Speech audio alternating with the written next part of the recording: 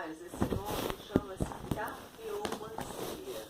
E é uma prática muito antiga, que pode milenar, da Idade Média,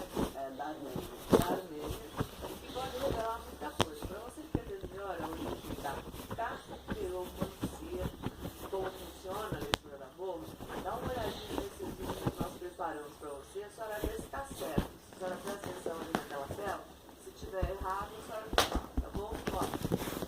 Passado, o presente e o futuro nos desenhos da borra do café. A cafeomancia, ou leitura da borra do café, é uma tradição milenar que teve início no Oriente Médio, chegou à Europa no século XVIII e depois se espalhou pelo mundo. A prática está ligada aos 4 elementos da natureza: terra, água, fogo e ar. Da terra nasce o café,